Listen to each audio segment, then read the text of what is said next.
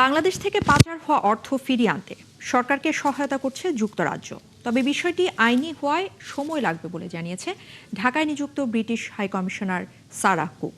আর দুপুরে জাতীয় প্রেস ক্লাবে ডিক্যাপ টক অনুষ্ঠানে এই কথা জানিয়েছেন তিনি। জুলাই সনদ নিয়ে এদেশের নির্বাচিত সরকার এবং সংসদই সিদ্ধান্ত নেবে বলে জানান ব্রিটিশ এই কূটনীতিক। আরও জানাচ্ছেন নাদিয়া শারমিন। জাতীয় প্রেস ক্লাবে diplomatic correspondent association of Bangladesh ডিক্যাবের অনুষ্ঠানে যোগ দেন ব্রিটিশ হাইকমিশনার। এ সময় তিনি জানান, যুক্তরাজ্যের বাজারে বাংলাদেশি তৈরি পোশাক সহ অধিকাংশ পণ্যে শুল্কমুক্ত সুবিধা বহাল থাকবে। রোহিঙ্গা সংকটেও বাংলাদেশের পাশে থাকার আশ্বাস দেন তিনি। এই অঞ্চলের স্থিতিশীলতায় বাংলাদেশের সামরিক আধুনিকায়ন ও নিরাপত্তা খাতে সহযোগিতার প্রতিশ্রুতি দেন সারাহ কুক। বাংলাদেশের জনগণ ভোট দিয়েছে। এখন দেশে একটি সংসদীয় গণতন্ত্র কার্যকর রয়েছে। বাংলাদেশের সংস্কার জুলাই সনদ এগিয়ে নেওয়ার ক্ষেত্রে সর্বোত্তম পদক্ষেপ কি হবে তা নির্ধারণ করা সংসদের কাজ। এ বিষয়ে আন্তর্জাতিক সম্প্রদায়ের প্রকাশ্যে মন্তব্য করা উচিত নয়। এটি সংসদের এবং তাদের নিজস্ব দায়িত্ব, যাতে তারা বাংলাদেশের জনগণের সর্বোত্তম স্বার্থে সিদ্ধান্ত নিতে পারে। বাংলাদেশ মার্কিন বাণিজ্য চুক্তি নিয়ে প্রশ্নে কোনো মন্তব্য করেননি তিনি।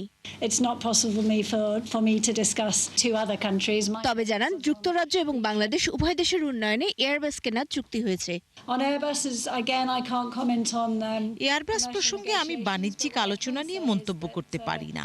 তবে এয়ারবাসকে অন্তর্ভুক্ত করে একটি মিশ্র বহর কৌশল গ্রহণ করা, যা বাংলাদেশের জন্য উল্লেখযোগ্য সুবিধা বয়ে আনবে। এ সময় ব্রিটিশ হাইকমিশনার জানান, বাংলাদেশ থেকে পাচার হওয়া 250 মিলিয়ন পাউন্ড সম্পদ যুক্তরাজ্যে জব্দ করা হয়েছে। সময় লাগবে। এটি একটি আইনি প্রক্রিয়া, এর জন্য শক্ত প্রমাণ ভিত্তি প্রয়োজন। এটি এমন কিছু নয় যা রাতারাতি সম্পূর্ণ করা সম্ভব। মব প্রতিরোধ ও মানবাধিকার নিশ্চিতে যুক্তরাজ্যের অবস্থানও জানান তিনি। তবে আওয়ামী লীগের প্রত্যাবর্তন ও রাজনৈতিক সমঝোতার বিষয়ে কোনো মন্তব্য করেননি এই কূটনীতিক। 2024 সালের জুলাই মাসের ঘটনাগুলো এখনো অনেক মানুষের স্মৃতিতে খুবই তাজা এবং রাজনৈতিক পরিস্থিতিটাও এখনো বেশ সংবেদনশীল মনে হচ্ছে। তাই আমরা যা স্বাগত জানাই তা হলো সরকারের নির্বাচনী ইশতেহারে যা যা উল্লেখ করেছে, যেমন সত্য ও পুনর্মিলন কমিশন গঠনের প্রতিশ্রুতি, কারণ এটি ন্যায় বিচার, জবাবদিহিতা এবং সাবেক শাসনামলে সংগঠিত নির্যাতনের সত্য উদ্ঘাটনের পথে একটি গুরুত্বপূর্ণ পদক্ষেপ হবে।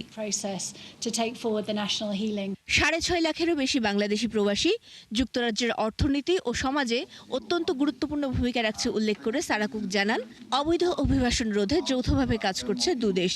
মধ্যপ্রাচ্যের অস্থিরতায় সৃষ্ট বৈশ্বিক জ্বালানি সংকট কাটাতে যুক্তরাজ্য সরকারের নানা কূটনৈতিক উদ্যোগও তুলে ধরেন ব্রিটিশ এই হাইকমিশনার। নাদিয়া শারমিন, 71, ঢাকা।